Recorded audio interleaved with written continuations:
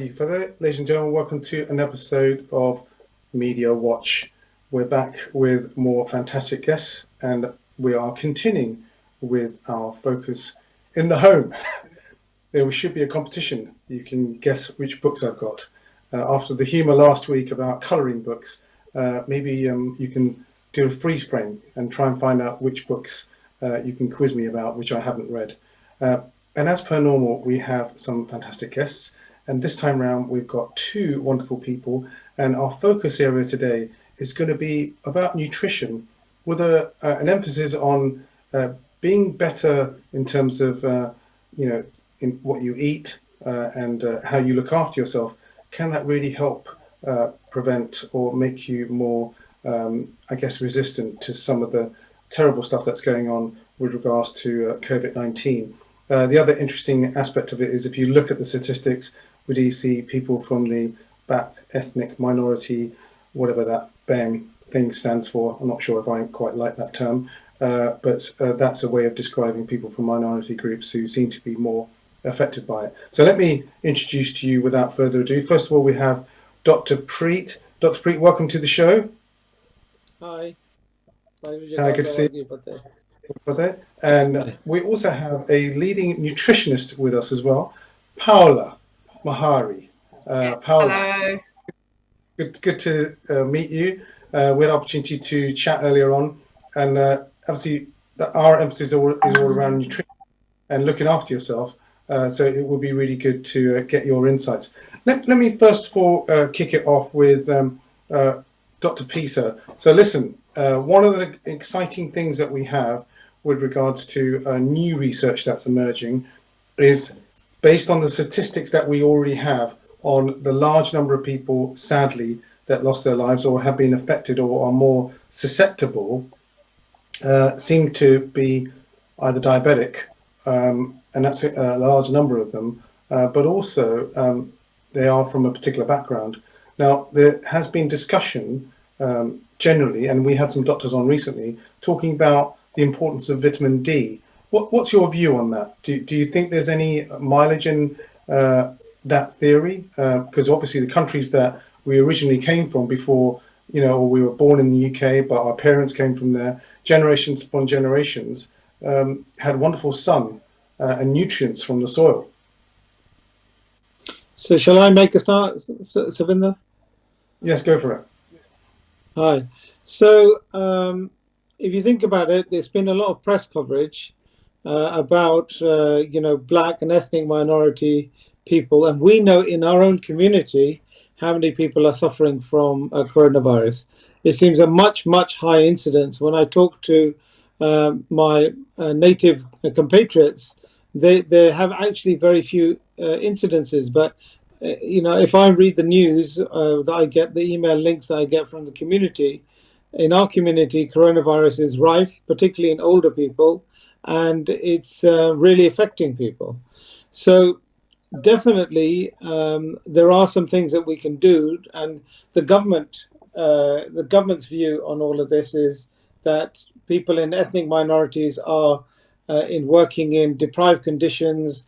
They're out there doing service jobs, whether that's interacting with the public transport, healthcare, delivery workers. But I don't think that applies to all of our community. I think actually that the issues are that we have nutritional weaknesses which come from living in a country like Britain, the latitude where we are. And Paula and I have talked about this, and I think she's of that view as well. Paula, what do you think?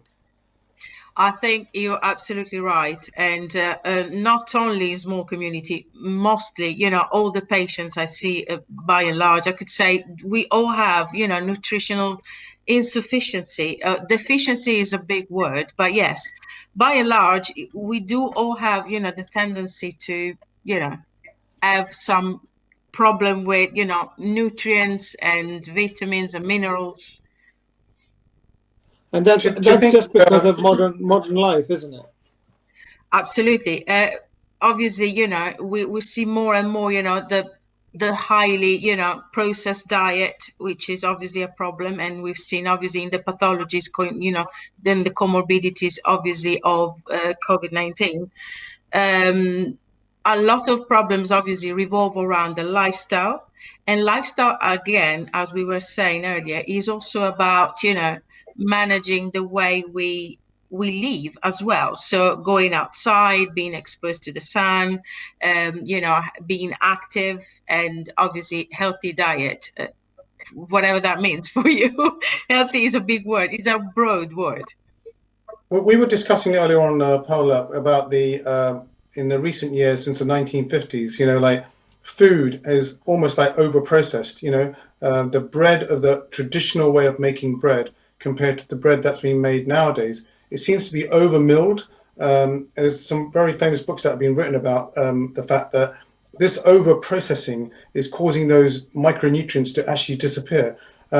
Looking at it from a more regional basis, if people did live, and you mentioned it just now, with the sun, right? And Dr. Peter and I were talking earlier on, we just don't get enough of it, right? And it's very difficult to for maybe people of a brown and black background to actually be able to get enough of it. Do you know what I mean?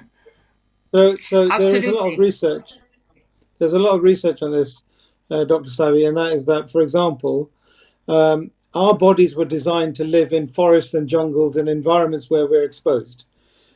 Over the last, hundreds and thousands of years, we've gradually lived a more and more industrialized lifestyle where we're living in our houses. We don't get that kind of sunlight. And sunlight is very, very important for one simple reason. It's vitamin D, which comes from sunlight, is not actually just a vitamin. It's actually a hormone that tells the body, work at full speed. Don't work at half speed, right? When we're in winter, the body, your metabolism should be slower. In summer, it's all about make hay while the sun shines. Keep everything at full strength. Keep your immunity at full strength, because you'll be out there gathering food or hunting food or whatever you're doing. So we're in this position now where in the modern lifestyle, we aren't with nature. We're missing out on all the natural probiotics, all the bacteria, all the stuff that keeps our immune system strong. Plus, we just don't get enough sunlight. And anyone who lives in the UK, the latitude of the UK is far removed from that of the Indian subcontinent. So actually, the amount of vitamin D, a white person with light skin in 1 hour can produce 10,000 IU of sunlight. That's research done in Norway. Okay, for us, it would take us, like 7 hours to probably get that same amount of sunlight. And as people of our community, how many of us actually go out in the sunlight? How many of us are able to? Because we might not be mobile. We might not live in a lovely place to go outside. We might be living in flats. It becomes difficult. And on top of it, we wear sun cream. And as we wear sun cream, that's also going to give us even more protection. And it's a big issue because vitamin D is the number 1 vitamin to make your immune system strong. It is the number 1 vitamin. Vitamin C is needed. We can go through all of them, and especially for people of the the BAME communities where the skin is dark, it is chronically low, which is also responsible for diabetes. Let me put a question to you, Paula, about the fact that I won't say the jury's out, and it's not meant to be in the context of is it good or is it bad.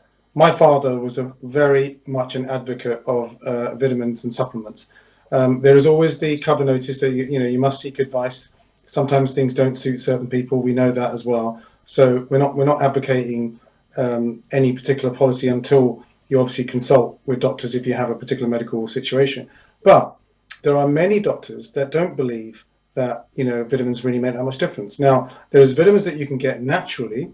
Obviously, if you're not eating enough green veg, you're not getting enough. And Dr. Peter and I were discussing earlier on. There's also the importance of vitamin K as well. So tell us from a nutritional perspective, how do you maintain a kind of a diet which is balanced, which really can bring out the best, not necessarily through supplements, but maybe through looking at what you eat every day. In Indian food is supposed to be good, isn't it?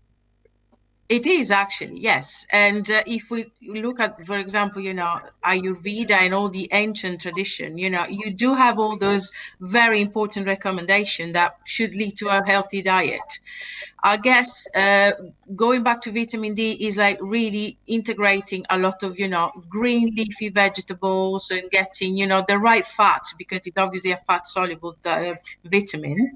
And with vitamin K, again, it comes from the diet, but over time, especially when we age, and this is scientifically proven, is really, there is loads of data about this, vitamin K decreases. So the absorption of this vitamin is particularly difficult, even if you get it in the diet. And if you eat every day the food that contain vitamin D, you still need to expose at least 10 minutes a day, just your arms or your legs, something like that in the sun.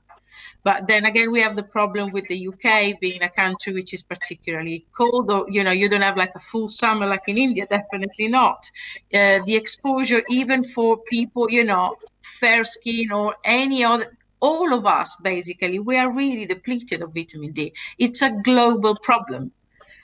And I The recommend it government every actually, time as an immune regulator, and also as immune protection for clients, that most of my clients do need vitamin D, and it's not a coincidence. We all need it because it's extremely important. Preet, and you were if going you to say, look, yeah, Sorry. if you look at vitamin D's importance, as I said, it tells the body, just work, and that means that affects every single aspect of our lives. And if Yeah. you're looking, interestingly, at the moment, there's some question at the moment about why, as I said, why blacks and Asian minorities are suffering more, and why in India the numbers of people with coronavirus who actually die and are deceased by it is actually relatively low. And I think that's because some of those people will have a higher exposure to sunlight than we get, and the environment obviously is warmer. There'll be other environmental factors, but the actual interesting thing is the BBC and many other websites are reporting the coronavirus incident is quite high, but the people actually dying of it is lower. And that's because their systems are more robust. I just want to come back to one point you mentioned earlier on, Savi, which is quite interesting. You said that, nutrition, doctors think that we should be getting everything from nutrition. Well, if you were buying from supermarket, remember, your average apple in this country by the time we get is about a year old. The fruit and veg goes through a lot of processing. We get fruit in the wrong season. We're very happy to have our fruit sent over from the other half of the world, but that means that they are not that fresh. And the second thing is, you can talk about, let's say that we had a farmer next door giving us stuff. like The actual homemade, problem is homegrown. that homegrown is different, but the soils themselves are quite depleted because you can have nitrogen, phosphorus, sulfur. I'm a chemist, so I can tell you all of this, and they will all make a fantastic looking tomato, pepper, a nice kaddu, anything great. You can make stuff that looks good, but does that stuff have zinc, molybdenum, selenium, all these copper? Copper's a poison, but tiny amounts of it, the body cannot function. Energy is released through copper, just like we have iron. So you don't need any of these things to grow fruits and vegetables, right? So as you keep going, and in the old days, they used to let soil rest. They don't let soil rest anymore. It's grow, grow, grow, grow. And I don't think many people realize in this country, every tomato we eat from the supermarkets is actually grown in water. Every cucumber is grown in water. Yeah. It's all hydroponics. There are miles and miles of factories which are producing these things. They're not out in any field. I mean, if you go to actually Italy, where Paola's from, you go to see tomatoes, sometimes you'll see soil on them. When's the last time you see soil and tomato in Britain? It's very unlikely. Yeah, I agree. And also another thing I wanted to add, cooking methods. Cooking food, obviously takes some stuff, some of the good stuff out, micronutrients, minerals, and important nutrients that we do need in our diet every day. Then again, we have the problem of, integrating more and more, for and cater for what we need. Paolo, it's a very interesting point you make about cooking, and Dr. Peter and I actually touched on this earlier on. There are also some kind of old recipes as well, where certain food goes with other foods, and you think, when you get served spinach, why is there, the tendency, especially when you have saag and aloo as potatoes? You may also have, which that sounds good already. You're going to go home and make some. You are at home. That you put some butter in there as well. So it's interesting when you look at the history of some of those combinations. There is also the danger, and again, we are in a world where it's so easy to get information online, recipes, and the rest of it. Sometimes when you look at the recipes, you don't get a lot of clarity around, how much time you need to put it in for. When you bake it, is it going to kill the nutrients? When they say if you overboil your vegetables, you kind of like you're losing all the Is that true? Or why are we not? Is there a balance there of how much you're supposed to heat food, how much But that doesn't seem to be there in any of the recipes. It just goes, here you go, get those, mix it together, keep it in for half an hour, then you're done. It doesn't seem to imply that you're going to kill everything. You're 100% right. You are 100% right. I'm sorry, Paolo, to interrupt, but because of that, that's why we take supplements now. Why should we take supplements? We shouldn't be taking supplements, but we don't live a natural life. We don't, make our own food in natural earth. We do not eat in season. I can give you 101 reasons why, if you have a world with 6 or 8 billion people on it, and the world when I was born was 2 billion or 1 billion people, you can see that those resources are all being depleted. So these are the issues behind the scenes that we need to understand. So I would not be recommending supplements for no reason, but as people of ethnic or BAME minorities, they should all be taking vitamin D because they simply cannot get enough sunlight because we're in the wrong country to get it. Paolo, do you want to talk about those things? Yes, going back to cooking methods and also enhancing, combining certain type of food may obviously, help to get more absorption, but definitely I do recommend integrating with supplements because I've seen it myself on my personal, health problems and struggles over the years. I do have to say supplements have kept me going so well. And it's just there. There is so much evidence. We do need to supplement at some point. I'm not advocating that we have to supplement every day for 365 days, but there are periods of time, for example, winter time and spring, we want to take some good supplements because that really helps our system. And it keeps us stronger, and then obviously immunity gets builds up a little bit more defenses, and having the defenses in a pandemic is very, very important. So yet again, vitamin D is crucial.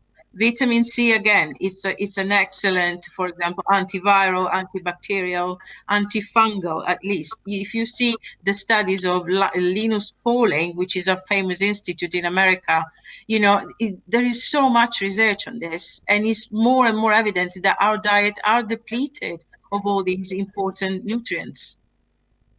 I wanted to just touch on one more subject, and Dr. Pete and I were talking about this earlier on. We have natural bacteria inside our bodies as well, don't we?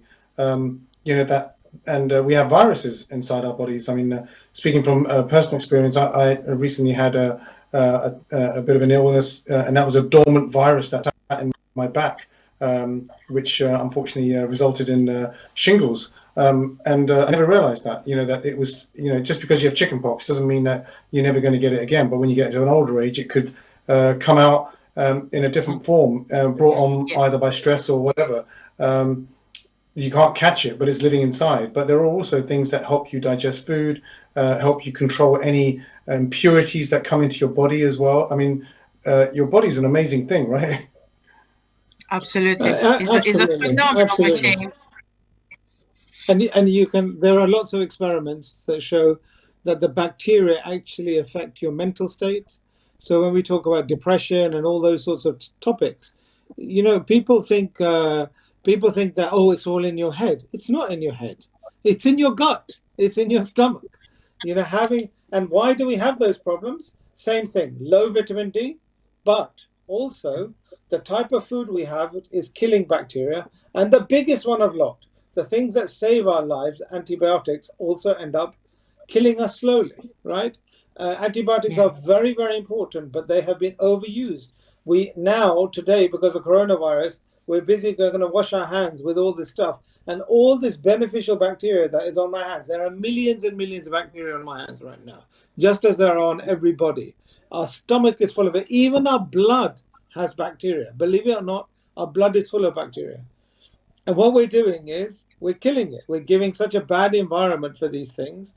And cleanliness is important, but a certain amount of dirt, a certain amount of bacteria keeps us strong. So again, looking at those, those graphics we have of the BBC report about India, maybe it's because those people are exposed to the bacteria a bit more than we are here, cleanliness a bit less. And so that, again, you see the two reports here. So they're showing the if you're strong, you'll be able to, having viruses, we're attacked by viruses every day. It's completely normal. 6% of our DNA is virus constructed, right? Viruses are important. They actually prevent other bacteria sometimes. They've got a load of beneficial things as well. So, we've got to be careful about what we're doing. I mean, this is the reason why I got involved in the supplement thing, because I did a PhD in chemistry, but I'm just passionate about how do we help our people? How do we improve their lives? Diabetes is a big killer, and it's an autoimmune disease. By strengthening our immune systems, we will reduce our diabetes tendency. And people don't understand, when you're overweight, the problem is you have even less vitamin D. I was going to say, I've seen two cases, personal friends of mine. I mean, and actually, Gorinda Chadha was recently on TV, the lady that directed Bend Like Beckham, and even she's advocating at the moment importance of healthy diet, and she has reversed her diabetes. And there's a friend of mine who has actually now become a triathlete, and she has reversed her diabetes. I'm not saying it works for everyone. You must have a very strict regime. She combine it with exercise, and everyone is different. So, and also, you must seek medical advice if you are going to pursue any kind of particular campaign to do whatever you need to do to control. Correct. So the last thing you want to do is give out your medicines and find that you have a relapse. It's very important to seek medical advice. Dr. Sabi, it's worth talking about the if you're taking vitamin D, the kind of quantities you should be taking as a dark-skinned person should be much higher than those of a lighter-skinned person. So I think we've got about 30 seconds left, and I wanted to just finish, because literally we only we're running out of time. There's such an interesting subject and so in depth that we could go into, and I do appreciate both of your time because you're both very busy. If I'm going to put the old soundbite thing. If you had some advice that you'd want to give each one of you, maybe 30 seconds each, what kind of advice would you give to somebody who wants to kind of think a little bit more about what they're eating and consider it in terms of the context of their modern lifestyle, especially bearing in mind there's so much information online, Yeah. First of all, I would always say, do not go and just do it yourself. Make sure that you either contact a person or you get in touch with someone who knows best, and do your own research as well. But yeah, definitely, diet is the most important thing ever. Thank you, Paula. I appreciate that. And I would say, on a journey, Dr. Saif, we should all be investigating. And the minimum you should take for everyone, for especially dark-skinned people, think about vitamin D, think about vitamin B12 supplements, think about vitamin K, and I can go on and on, and vitamin C. You take these, and multivitamins are all very well, but they are not enough of anything. So we should be taking high-dose vitamin D, a lot higher than the doctor prescribes, because they're just not enough for dark-skinned people. I Yeah, do as, actually and have a as we're slide showing One you thing you typical. decide quickly, eat as you know, eat with the closest to nature as possibly, and avoid all the processed food, which is good for no one really. Is really like a waste of money. It really is. yeah, I mentioned earlier on one of the books that I love, which is Living Well Naturally, talks about the as much as you can remove that processed food from your diet because it's definitely not good for you. It is manufactured. I'm going to leave it there and say thank you so much for joining us out of your busy schedules, Dr. Pete and Paola, both very knowledgeable. Gave us some great advice today, and we strongly recommend that you think before you eat, do your research, and consider it as being something that can really help your life and make you live better and stronger with all the challenges that we have going forward. Thank you so much. Waigu Gaza, Waigu Fadet.